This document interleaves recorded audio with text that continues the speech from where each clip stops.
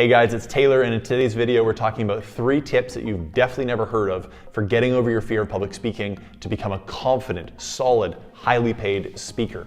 Now, before we get into it, I want to tell you my experience of speaking for the first 3 years was horrible. I was terrified. I would get a red neck, blotchy skin, sweaty pits, dry mouth. I would feel nervousness, anxiety, imposter syndrome. The experience that I had with speaking was absolutely horrible. And I want you to take these tips, implement them into your speaking career so yours doesn't have to be as horrible and you can just have more and more fun when you get on stage making the big bucks. And before we get into these 3 tips, I want to say again, it's Taylor from thoughtleader.com. That's thought-leader.com. Make sure to subscribe to this channel, like this video so you can get more videos on making your speaking career a massive success. And one more thing before I get into the tips is this: the feeling that you experience on stage, the feelings, whether they be nervousness, anxiety, and the physical accompaniments like the dry mouth and the sweaty pits and the blotchy skin like myself, whatever it is that you feel on stage, it's actually the feeling that we're aiming to conquer. We're not actually trying to get you over a fear of standing like on a 3-foot platform and talking to people. We're trying to get you over the feelings, the fears, the anxieties that you experience when on that 3-foot platform. And there's good news. You don't have to be on that 3-foot or 5-foot or however high your stage is platform to feel those feelings and therefore have an opportunity to move through them, to get used to them, to be friends with them, and therefore be comfortable with them so that when you get on stage, you can feel them and do your talk anyways. You can feel those feelings at almost any place in the world. And that's what these 3 tips are all about. So tip number 1, or I should say the place number 1 that I used to practice getting over the feelings that I would have when I was on stage was airplanes. Airplanes, or any public space, are amazing opportunities to practice feeling those uncomfortable feelings and going through them anyways. When I would go on an airplane ride to go and do a speech and I would feel nervous and anxious, days before a talk that I was actually going to do, I would get on my airplane ride and I'd force myself to go to the front of the plane. So I'd walk to the front of the plane, I'd turn around, and therefore I'm now looking at like 300 people on this plane, right? AKA replicating the experience that I have on stage. Because when you're on stage and you're facing a whole group of people, 300 people that are facing you, that can be incredibly horrifying because we as human beings are not typically in that situation. That would be a threat to us as human beings. Facing a whole bunch of people that are facing us is like potentially imminent death back from the caveman days, right? So I would go to the front of the plane, face the entire audience, and then I would do, people on the plane, face the entire plane audience, and then I would do what at one point in my life was totally unthinkable. I would do these deep, slow lunges all the way down the entire aisle of the plane. Like, I'm serious. I'd be walking down the plane like this, deep lunge, right beside these people, deep lunge, and then I'd look people in the eye. Up, deep lunge, look that person in the eye, look that person in the eye, see what they're eating for breakfast. And I'd do these deep lunges all the way to the back of the plane, because what that would bring on for me was all the feelings of I'm not belonging, the whole community thinks I'm crazy. We're tapping into deep parts of our nervous system that have evolved over tens of thousands of years to not do things that are out of the norm, to not do things that the community would look at bad upon or down upon, look at us like we're crazy. And we're doing them on purpose so we can get used to those feelings come up, and again, doing our talk anyways. So I do lunges all the way to the back of the plane. I might walk back to the front of the plane or do lunges to the back of the front of the plane, do it all again. I would do it until I stopped feeling nervous, till I shed that feeling of, oh God, everyone's judging me, because those feelings can be absolutely overwhelming. And here's the payoff. The payoff isn't, by the way, getting in your seat and then not caring if people think you're crazy. The payoff is this incredible endorphin rush and solidity and confidence that you have because you now don't care what people think. You now are you. You now put your talk, your duty, your message, the thing that is in your head and your heart, meant to be out in the world, you've put that above the fear of criticism, the fear of not belonging, the fear of being the crazy person in the bunch. When you put your message above anything else, there's something that happens in the university, or I guess just in your body, to give this amazing endorphin rush and prove to all that is that this is the most important thing in your life and you're willing to do anything because of it. So that's tip number 1. Is next time you get on an airplane, do airplane lunges. Or if you're not getting on an airplane, Do lunges in Starbucks. Do lunges down the street. Do lunges on some sort of a stairway at a corporate conference that you're at. Do something to push yourself outside your comfort zone, get that massive endorphin rush, and tell the universe that the most important thing to you is your talk. That's tip number 1. Tip number 2, this one has more to do with actually practicing your talk, but practicing your talk, again, in a situation where you're going to feel all the feelings that you might feel on stage. And the best total speaker hack of all is doing your talk in an environment where you're not only going to feel the feelings that you're going to feel on stage, but you're going to feel those amplified, right? So if out of 10, when you get on stage, you're a 7 out of 10 nervous or an 8 out of 10 nervous, the best thing you can do is put yourself in a situation where you're doing your talk, but you're actually at a 9 out of 10 nervous or a 10 out of 10 nervous. You might be asking, how do you do that? Well, this one again has to do with traveling. I just used to do a lot of traveling, speaking all over the world. I spoke at the United Nations 4 times, in Costa Rica, in New York, at Harvard, Princeton, Cornell. So I was flying all over the world doing these talks, and I've spoken on 5 continents. So I was on a lot of planes and in a lot of airports.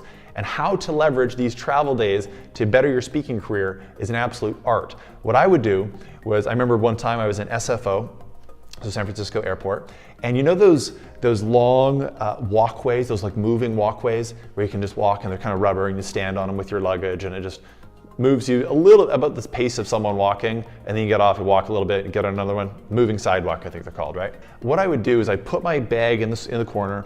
I asked this woman to film me doing this so I could actually prove it. I've got footage of this. So I wasn't traveling with anyone. I didn't know anyone. She said, "Yeah, go ahead. I'll film you." I went to the top of the front of the moving sidewalk, stood on the moving sidewalk sideways. So I'm moving like this across the moving sidewalk, and I forced myself to do my entire talk out loud at the tone and pace and volume that I would typically do my talk, the talk that I was really nervous about doing, right? On the moving sidewalk. Now, what does that do? Again, it does something similar to the lunges on the airplane, where it makes you look like the crazy person, which brings up a whole bunch of feelings inside us. And number 2, it allows me to practice my talk in the midst of those feelings. Anyone can practice their talk walking around their freaking living room or staring in the mirror in the bathroom, or even doing it in a cold shower. Very rarely do people take anxiety and nervousness to a whole nother level and practice their talk while they're going through it. To veer off from these tips for 1 second, why is this so important? The reason this is so important is because that message, if you're watching this far, that message is very important to you. You, I believe, have a duty as the carrier, the channel of that message, to be as in your body, present, authentic, on stage as humanly possible, so that that message can flow through you into the audience and into the world. Chances are you feel called to share this message, and you sharing this message clearly, articulately, and with presence is of absolute paramount importance. You don't want to get on that stage, be totally nervous, worrying all about you, because if you're worrying about you and your feelings and your experience, you're not sharing and serving the experience of the audience, because all of your focus is here, when in reality, your focus should be open and outward on the audience.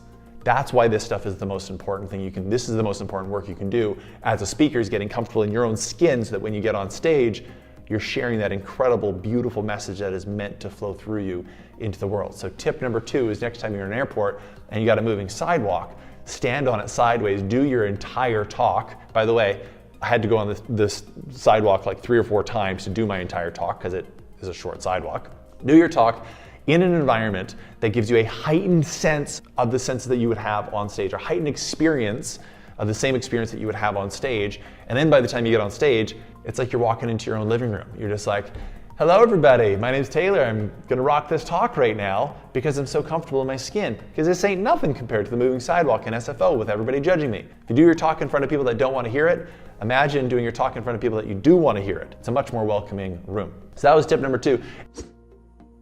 And tip number 3, you might have thought, okay, this is getting a little bit extreme. I'm probably not going to do the airport lunges or airplane lunges. I'm probably not going to do the airport talk. And that's totally fine, as long as you push yourself outside your comfort zone, ideally at least once a day. That could be like going to Starbucks and just laying down in the lineup and just timing it 30 seconds. Then getting up and ordering your grande, frappuccino, whatever it is that you can do, wearing tights, gold tights down the street, standing on a park bench and doing your talk when there's other people in the park that are wondering what you're doing. Things that push you outside your comfort zone so that your comfort zone expands and therefore the stage ends up becoming within your comfort zone so you can be present and authentic when you do your talk. But number 3 is the king of all speaking hacks, and that is nude modeling. You heard me right.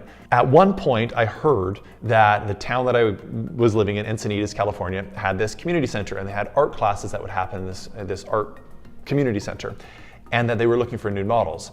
And I remember feeling this incredible rush of anxiety. Just the thought of sitting up there naked in front of a whole bunch of people that I did not know while they stared at my body and drew it with charcoal was absolutely terrifying. So I signed up that night. A week later, I rode my little scooter in the cold, which matters if you're a guy, you know what I'm talking about. Drove my little scooter, especially if you're gonna be naked, drove my little scooter in the cold to the frickin' community center. I walked in there. No one told me that I was supposed to bring like a robe. And they're like, yeah, where's your robe? I'm like, what are you talking about? This is my first time doing it. They're like, okay, well, just take off all your clothes, put them in the corner, and you can sit on that cold wooden chair. Again, everything's very cold in the room. So I take off all my clothes, put them in the corner, walk very cold to the chair. I sit on the chair, and they give me this direction on like how I'm supposed to sit. And it wasn't some flattering pose, like sit back and just chill like a gangster pose. Apparently they don't really like painting bodies like that. They gave me the butt back, like almost like the thinker pose, kind of like this one, the butt back thinker pose. Not a good pose when you're naked and a man who's already cold. Okay, I'll get over that. But what that did for me, the having to sit there for literally 3 hours, I got a break, but I didn't have a robe to put on, so I just walked around the room naked. Sitting there for 3 hours with a room full of strangers staring at me, critiquing and drawing my body with their charcoal, or one guy was actually doing a painting, which turned out quite nice, I think, was it brought up all of those fears, and it gave me the opportunity, the container, the space to sit in them, So often when these fears and anxieties and nervousness come up for us, we want to run away from them. We want to run away, we want to escape them. We might escape them by having some food. We might escape them by watching TV or Netflix or YouTube or whatever it might be. We want to run away from these feelings. And us, you and I, as professional message sharers, speakers, orators, the reason that we get on that stage is far bigger than us, right? So when we have the opportunity to sit in those emotions and not only be okay with them, be somewhat more comfortable with them, but to actually make friends with them and to integrate them inside our being so that when they come up, it's not just like, oh God, I'm feeling nervous again. It's just like, yeah, that's part of me. That nervousness, that anxiety, that fear, that trepidation, that horrified feeling of getting on stage, that's part of me. It's now integrated back within me. And therefore, when I go on stage or when I go on some sort of a tour, I can sit in those feelings, I can actually enjoy those feelings, which is kind of like the crazy next level stuff. And regardless of what I'm feeling, I can get on that stage, I can speak from my heart, I can share with honesty, with authenticity, with presence, and make sure that everybody in the room feels me as much as humanly possible. So those are the 3 tips for getting over your fear of public speaking. Number 1, airplane lunges. Number 2, airport moving sidewalk speeches. And number 3 is nude modeling. Now that you've watched these, you can see the continuity. In reality, what we're trying to do is interrupt the pattern of nervousness and anxiety and replace it with one of confidence, freedom, authenticity, and presence. So if you like this video, make sure to click the like button. And if you're a speaker, put in the comments down below which one you are most likely to do. Nude modeling, airplane lunges, airport, moving sidewalk. Type in the comments which ones you're the most likely to do, or if you have other ideas for other people to do that just pushes them outside their comfort zone, put that in the comments down below as well. Again, it's Taylor from thoughtleader.com. That's thought-leader.com. Thanks for stopping by and good luck in your speaking career. I'm here to serve you any way I can.